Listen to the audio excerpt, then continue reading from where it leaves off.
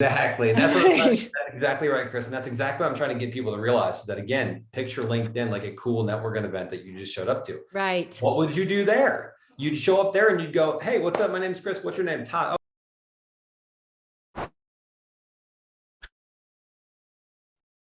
Hey everyone, welcome to another episode of Win the Hour, Win the Day. And I am your lucky host, Chris Ward. And I am lucky because today we have a treat for you. I'm telling you, you're driving, you're going to want to pull over because you're going to be needing to take notes. I have Alex Sheridan in the house. Now, I found him on TikTok, and funny enough, I learned more about LinkedIn from him on TikTok than I have in the last 10 years on LinkedIn. I'm not kidding you. This guy is smart. He's dynamic. He gives solid, tangible takeaways, crazy value bombs in the smallest little snippets of info. I can't wait to dive into this. We're going to learn so much. Welcome to the show, Alex. Wow. Thank you so much, Chris. Hell of an intro. I appreciate you. Yeah, I'm not kidding you. I saved it. I pumped you up a little bit when we met, but I was like, no, we're going to do this. Okay. You do a fantastic job. And we have had some amazing people on the show and specializing in LinkedIn and marketing and all that type of stuff. But I'm telling you, I'm waiting for the day when you are too busy to take our calls because LinkedIn themselves have reached out for you. So they need to get on the wagon. You do a wonderful job. So and I am going to let you talk, but I got to spend a few minutes telling you how great you are in case you didn't know or nobody told you today.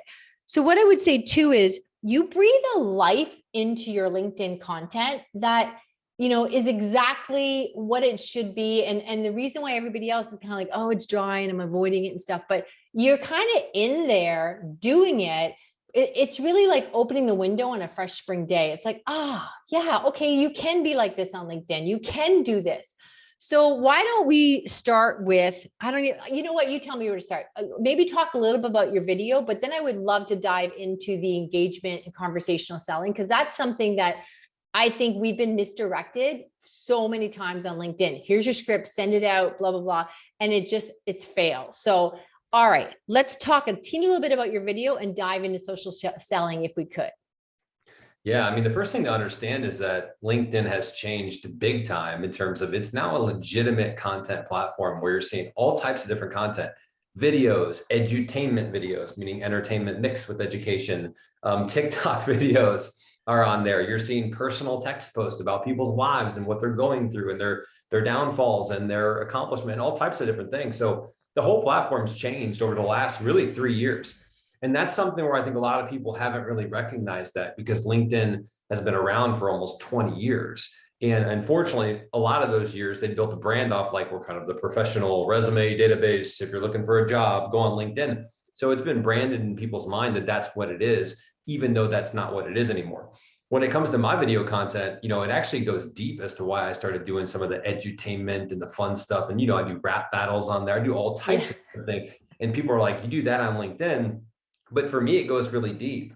And it's part of my brand, Unleash the Creative. I mean, I grew up as a somewhat creative kid. I was writing raps in math class. I was failing out of school, but I had stories in my head that I wanted to deliver and make people smile and laugh. And I was always kind of that person. And then I kind of, long story short, got into society after high school, finally went to college, went into the more of the corporate world doing sales, and thought I had to become what they wanted me to become. I thought I had to become this corporate Alex Sheridan now, and I've got to be like the 50-year-old CEO of this company. I want to replicate all these business people. And I got to a point where I was like, it's just not me. Like, what happened to the creativity that I had inside? What happened to all the inner child that I had, the playfulness, why am I not using any of that stuff? And so in 2019 and early 2020, I said, you know what? I was getting ready to start my own business, which I thought was going to be a sales consulting business. And I said, man, screw this. I'm being me. Like, I'm going to do my thing. Yeah, I rap. Yeah, I like to act. Yeah, I like to storytell. I like to have fun, but I'm still serious. I get business results. I'm serious about my goals and my accomplishments, and I want to really help people make an impact, but I want to have fun while I'm doing it. And so I started creating Let these. me jump in there for a second if I can. I want to unpack that for a second because I think I've mentioned that on the show many times before is that you think, okay, I went to college, I went to university, I'm trying to be all grown up here. So I put this veneer on and I too had to learn because I thought my energy, people say, oh, you're high energy. I thought sometimes that came across as juvenile. So I would be like, oh, look at me, I'm polished. And when you get to know me better, I'm like this. But I think what you do so spectacular is even so many of us, it's like, okay, I've learned that lesson, but yet I still think there's some hesitancy when you show up on LinkedIn, like, oh yeah, you know, who you are on this day is maybe not the person you were visiting grandma when you're having cookies. It's not, it's just a watered down version of you. But I do think that you do that better than anybody else. You're guns a-blazing on LinkedIn with personality and fun and charms and video. And it does. I just wrote the word down, fun is like, okay, I'm not the veneer version I used to be, but I still could turn up the fun more on LinkedIn. And I think we all had it in our mindset that wasn't the place for it. So I think you did that unapologetically, and it's so refreshing and so noticeable.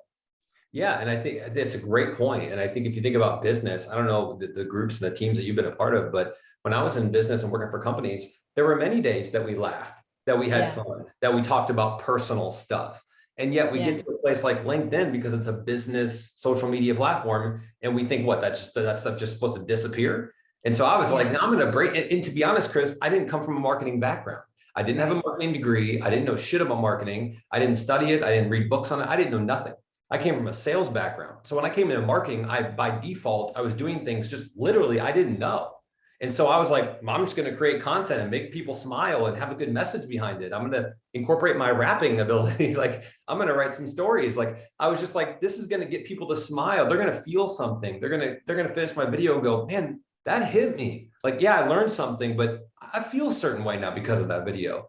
And just by not knowing certain things, by not being the subject matter expert, I actually came in and innovated on accident almost.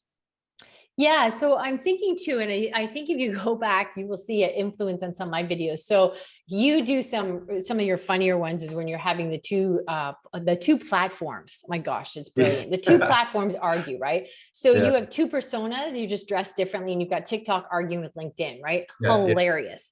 And so I did a different version of that. I was like, okay, the business coach talking to the entrepreneurs struggling with burnout. But when I think about this talking to you, it was still a pain point. Like people could relate to it. And, I'm rubbing my hair and the business coach is saying, well, what do you do when you're burnt out? And you're like, well, I don't know. I just have snacks at midnight because nobody else is up and blah, blah, blah. And we all did that. And all of a sudden you realize, well, this isn't a tactic. This isn't a plan. I'm just running myself into the ground. But now I think, that's great. I touched a pain point, but there must be a story I could tell when the coach asks you that I get the funny answer and make it funny, because pain is one thing, but who wants to be there all the time? I don't, right? So it does, you keep pushing the envelope, like you stop the scroll. Like, I don't even know if my thumb does it anymore. If the phone just goes like Vegas, stop. If you see an Alex video, stop, right? And then I'm like, okay, what can I learn from this? It's like a little mini Steven Spielberg social media clip. And I'm like, I got to do better. So you're always inspiring me. That's for sure. So you do a fantastic job. On that quick point, I mean, to me, that's the difference between edutainment and entertainment, right? So what I really have always tried to do, and maybe it's not in 100% of videos, but in 95% of my videos that are more the edutainment, I always think about the message first. What is the core message that I want to communicate to my audience? And then what I do is I go, how can I make this fun? Like, how can I build a story around this? Like the content or the LinkedIn content negotiator. I don't know if you saw the video. Yes, I saw them all. Yeah. CEO was sitting there. I'm going to post these crazy videos that are going to hurt my brand. And the hostage negotiator's like, don't post that. Okay. Just yeah.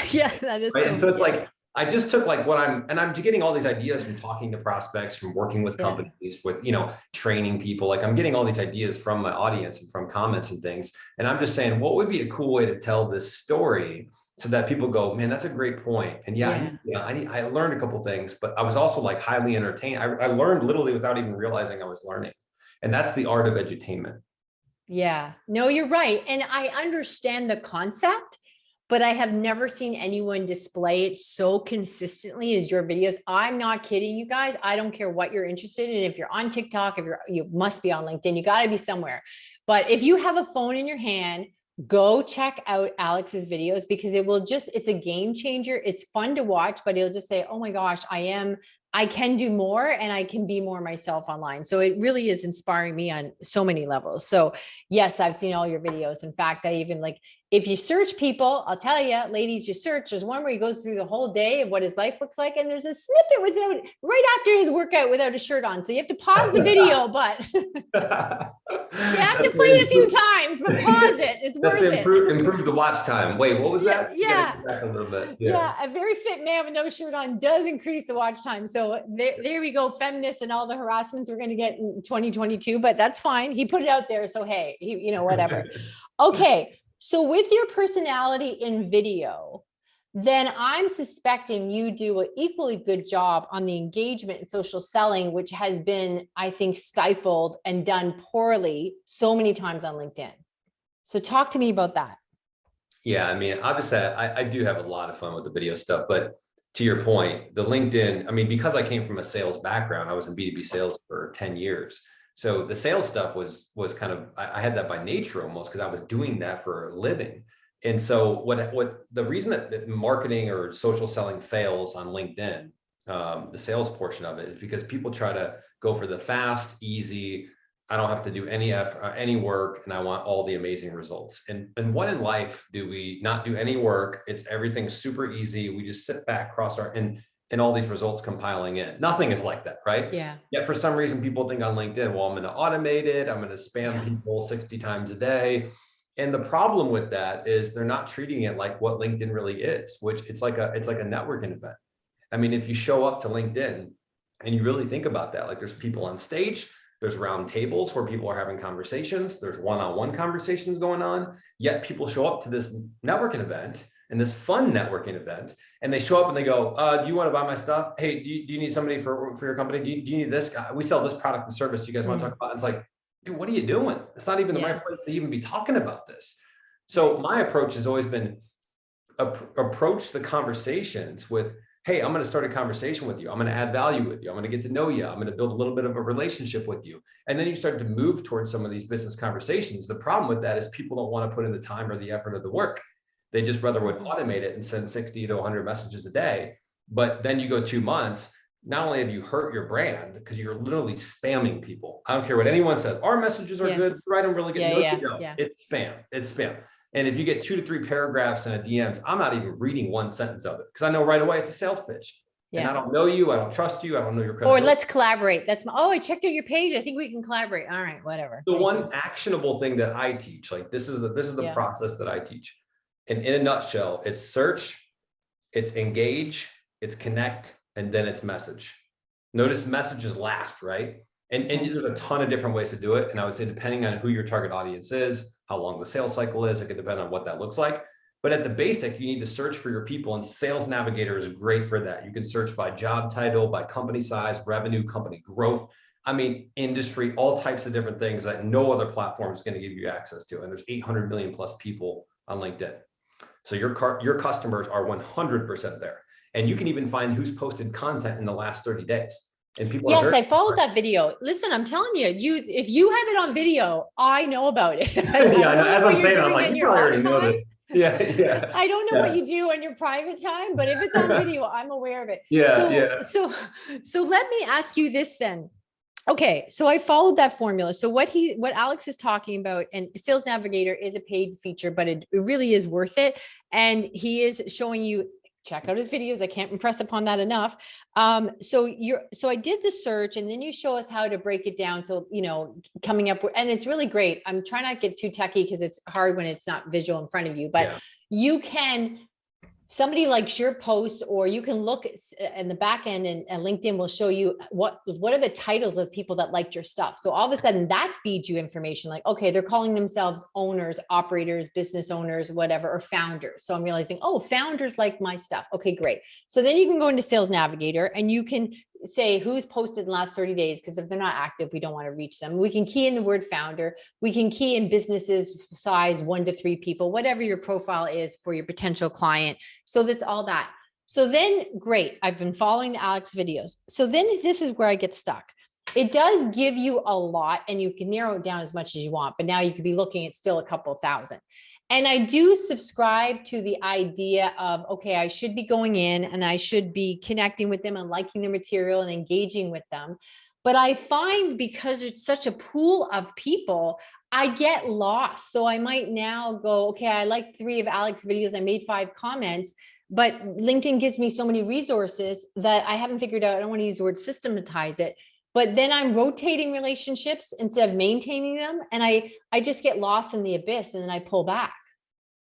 Yeah. So I think lead list would be really good for you in that circumstance. Okay. You can build out lead lists, and it depends, right? There are some people targeting, one customer is $500,000 or millions of dollars. And if that's the case, they might want to make a list of 50 to 100 top dream clients, build out a lead list, and those of them that are active and posting content in the last 30 days, and maybe spend a few weeks engaging on their content. And when you build a lead list, LinkedIn Sales Navigator will show you, they'll make a mini newsfeed full of those leads. So when you log on, you're seeing 10, 15 people that have posted in the last 48 hours, and they're all your dream clients. So so sometimes you got to work it slow like that. If you've got a smaller to medium sized offer, it may make sense to go in there and do kind of a one-hit type thing where you're going in, you're engaging on a post, you're sending a connection request, and then maybe you bounce with a video DM and try to start a conversation. If it starts, great. If it doesn't, you move on. So it just depends on kind of who you're targeting, how many there are, what the size of the deal is. But there's a ton of ways to do it, but lead lists are great for that because it helps you kind of like a CRM organize that. And now for you, this works, I think, for you and against you as well, because you can look at their LinkedIn stuff and go, oh, I can help them with this. I can fix this. But for those of us who have things that are not as apparent, like especially my audience, where they look good on paper, they may have a podcast and book and all this stuff, but they're still working way too many hours where they thought they would be 10 years in. So in that, I don't really have any indicators of other than the fact that like they would have a business of this size and be in business this length. So I just have to go on their, I guess, characteristics of their business versus where they are. They may be functioning really great, working 25 hours a week, and they may be working 100. But I guess that will just come out in the wash as I nurture and get more in there and follow this through. Is that because a lot of your clients would have the same problem that I have? They don't have the beauty of just looking at the profile. Right. I mean, all of my clients do not have what I have, where I can look at the profile and know exactly what's wrong or what's right. But I mean, there's a few different ways to approach it. The first thought is that, and an option is that you could approach with value.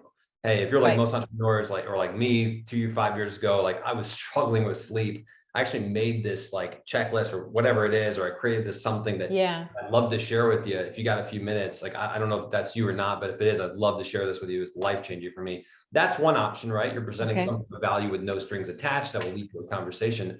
And the other one is just like, and I've been using this a lot lately, it's just start a conversation. Just find something about their background. Oh, so cool. I saw you started this business, or you worked here and there. I was in the industry for a couple of years. My gosh, it was challenging, but boy, was it rewarding. Finding something to kind of relate with either the content they've posted or something on their profile that you're just starting a little bit of a conversation. You're going to find out real quickly, like, are people receptive? Do they want to talk, or do they not? And that's where it's so important to have your profile really well done. So when they go to your profile, if they are somebody that is potentially in need, they can see very clearly what you do. You've got testimonials on there, your banner's well written. Like, that's why it's so important to have that profile that converts too. I think too, what I would expect is, there's been times I've heard this before, comment on something and engage them or whatever, and it still can come out dry, or I certainly get them dry too, like, oh, I find whatever, you like ice cream, or that's fascinating. I saw your post about ice cream. What's your favorite kind of ice cream? Or, tell me why you started your business. Listen, freaking look at the damn profile. Don't ask me that, right? So you can see they're just fishing, right? Yeah, that's the stuff that you want to avoid for sure. You're exactly right. I mean, you don't want to come in there with random questions where you don't know where something's going. Like, so why'd you start your business? Like, I'm super busy, and you want me to take time out of the day to explain to a stranger why I started my business when you can read about Steve, me. is it? Yeah. Who is it? But So I you got think, to be a little bit of intentional. And that's why like a quick short comment about something they did and you oh, okay, related to it, that works because you're not asking for a lot at that point. You want to get away from asking for a lot. If you ask for a lot of right. somebody's time, a Okay, lot of explanation, they're going to say, dude, I don't even know you. It would be like cold calling somebody or going to a networking event and being like, so tell me your life story. It's like, what? Dude, no, I'm not telling you that right now. You know what I mean? So right. yeah, you gotta be intentional with what you say and do for sure. And I I think also like, oh, sorry, go ahead. My I was just apologies. going to say that's the power of creating good content consistently too, is because what you're doing is you're bringing people to you. So not Right. only is that inbound leads, which are great, people DMing me saying, man, your last video really got me. I got to talk to you. We're not doing anything with LinkedIn and we know we should be. But on top of that, you're also getting just engagement. And I encourage people to go to your engagement and find prospects in there. And if you are engaging from Sales Navigator and LinkedIn with your target clients often, they're probably going to be, your content's going to show up in their feed and their content's going to show up in their feed. So you're kind of training the algorithm, which I think is underrated. You have to sort of train, just like you would on TikTok, the things that you look at, the things that you watch, the things that you like, they're going to show you more of that. And LinkedIn's going to do the same thing, except it's a little bit more of a network type situation. I think too, again, pulling it back to your videos, you really just come at it from like, I don't even know how to explain it, but it's, I guess getting, for me, it would be getting out of my head, right? So like I have come far understanding these have to be more interesting and engaging and just, you know, stop putting your shoulders back, trying to be a professional. But Yeah. I think you really do it like like just flawlessly as far as I am completely out of my head. This is going to be fun. And I think too, if we take that approach and we put it in the content and the engaging and stop thinking that I'm at my work desk in the middle of the day and I could be texting a business friend. Because I mean, frankly, the clients that I have now, we have a policy. If I wouldn't spend time with them, like if I wouldn't go to lunch with them, I'm not taking their money. Like Yeah. I, anybody that works with me could be my friend if they were closer. Right. And so then that really should be how I communicate with everybody online, where I think we all, especially with LinkedIn and everywhere else, we get this headspace and okay, I'm working here, right? So I think pull it back, and what you're saying is just have little chats with somebody and just engage in a little conversation instead of trying to hook or present or have a process. Yep. And you mentioned something too about getting in your own head. And I see that a lot with video content, especially where people have imposter syndrome or they worry it's not good enough. They don't think they're good on camera. They hesitate to put out content because they're worried someone might say something or it might not perform. And I'm here to say, like, I have all of those insecurities and doubts and fears and wonders too. I mean, I'm not immune to any of those. I know people see me on video and they think I got everything figured out. I doubt my content all the time. I think certain things aren't good enough. I almost have not posted certain things. I still delete videos that I don't think are good enough. Like, I have all of that stuff. I have periods of time when my posts don't perform very well. Now that on where I'm at today may be different than where someone else is at or where I was at 2 years ago, right? It's all relative. But I'll have weeks where I'm like, in weeks in a row where I'm like, man, why is it not hitting? And I look back and I try to learn and it can get you down for a second. But my thought process, and then I have weeks that they do really well. And I'm like, oh my gosh. And so I try not to ride the wave when it's high and try not to ride it when it's too low either. And the thing that I pride myself on is I just keep going. I'm just Yeah. going to keep moving forward. I'm not going to focus on one post or a couple weeks performance. I'm going to focus on my craft. I'm going to focus on being a better business person, a better human being, a better father, everything that I'm trying to better video creator. I'm going to continue to push on. No one's going to stop me. I'm going to get punched in the face and knocked down and kicked while I'm on the ground, but I'm going to get back up every single time. And that's why you'll see me. I'm consistent. I show up with creative videos and content every single week, unless I'm maybe taking some time off. But it's consistency and it's keep coming forward. I think of that on two levels. One, I think I'm always, as much as I don't particularly enjoy winter in Canada, I find it astounding that you can take a snowflake and put it in your hand and it melts. And yet enough of them fall consistently in a short period of time, you can shut down a city. Like it's just the accumulation of that, right? That's a cool point. Yeah. Thank you. See, I'm smart too, everybody. I was smart enough to get him here. So that's Yeah. good, right? Yeah. And I think too, what I found TikTok to be very generous about, and I've only been on there a short period of time, is what I've learned from that is you put it out, you put it out, you put it out. And the idea of trying to get it right, you can put out 20, 100 different things.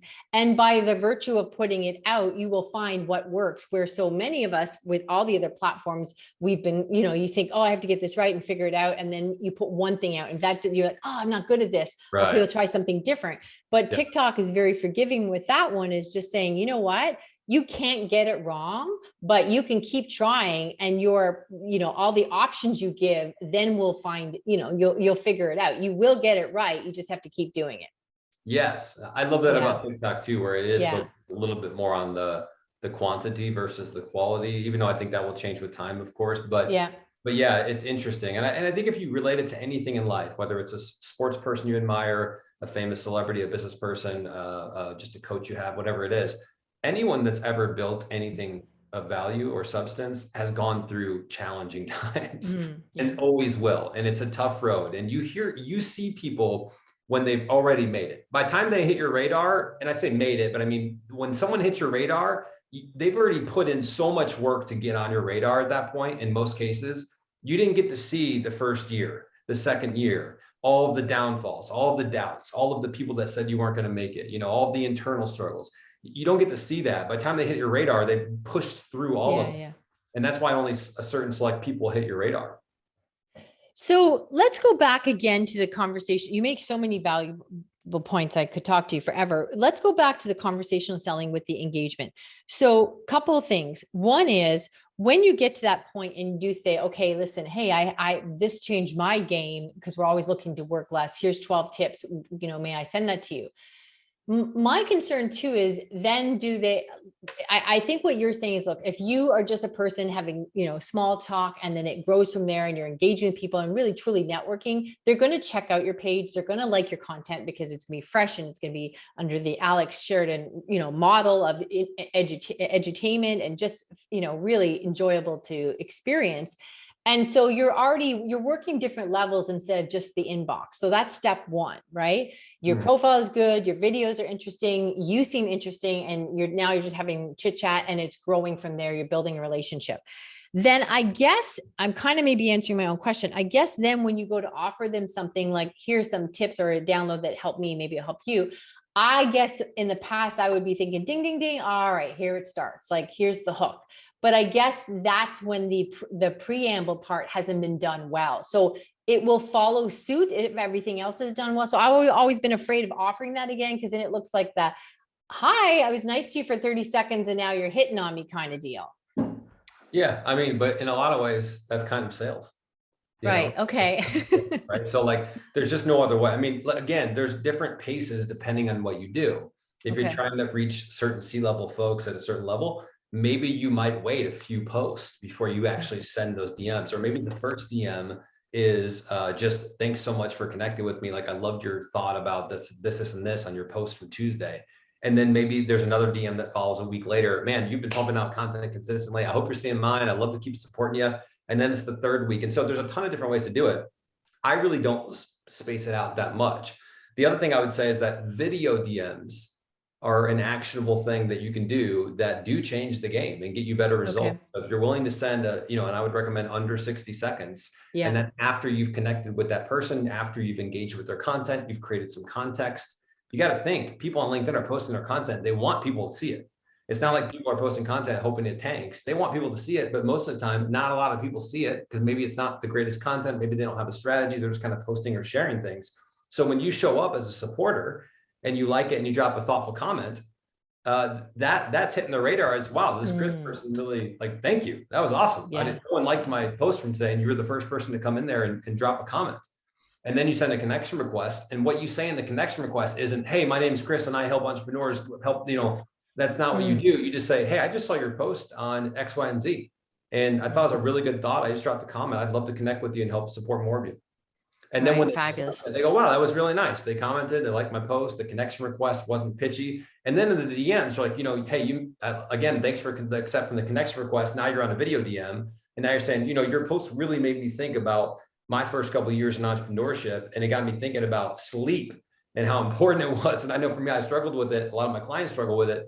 I'd love to talk to you. I just created some super cool free tool that I'd love to talk to you about. I would try to go for some type of conversation versus here's a guide.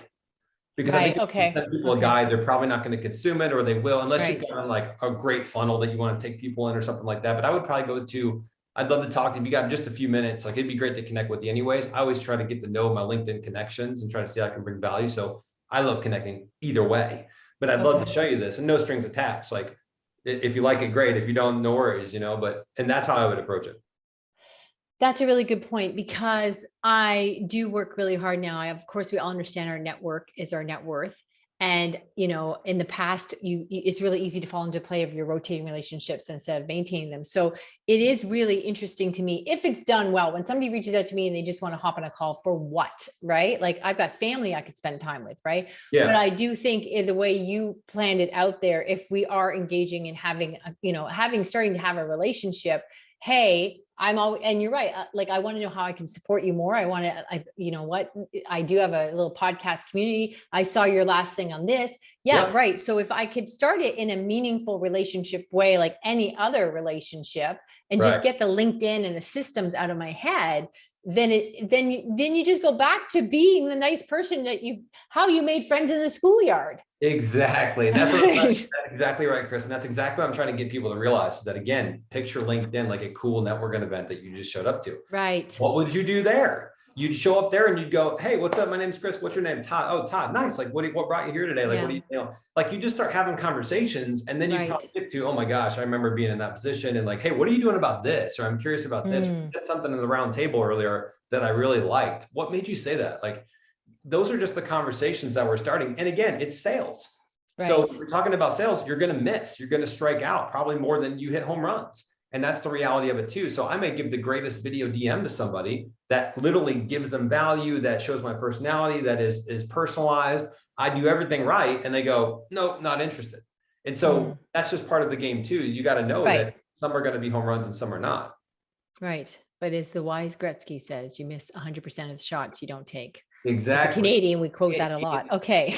And Chris, this is why I always, the power of building content and building a real brand is that you're going to get way more people to come to you over time. But the social selling stuff, the LinkedIn Sales Navigator stuff, that's stuff that I teach my clients how to do. And within a week or two, we're booking meetings, even if they haven't posted content. So that's the short term. Like, I need short-term results. Cool. Then you need to go into sales. Like, that's not building a brand, right? Building a brand and creating content, that's a longer play. You could post a few videos and get a lead, don't get me wrong. But for the most part, if you're not willing to invest 12 months, 2 years, 3, like, don't even start it, right? Yeah, 100%. Alex, you are a treat. And I cannot, in case I have not mentioned this, and I have not impressed this upon you guys, you have to check out his content. You truly do. If not, you're definitely going to learn something. You're going to be entertained. It's going to inspire you. But for having your own business, it really will just free you and open you up to the potential of what we could all be doing. And you got to check them out. So I won't speak for you, Alex. Where should people be finding more of your brilliance? Well, definitely LinkedIn is where I'm probably most active. That and TikTok. So LinkedIn and TikTok, Alex B. Sheridan. You can find me there. If you want to set up a talk with me or chat with me, you can reach me at Alex or asheridan@impacts.com, or go to my website, impacts.com. Fabulous. This has been a blast. Everyone else, we will see you in the next episode. And thank you so much, Alex. Thank you so much. I appreciate you.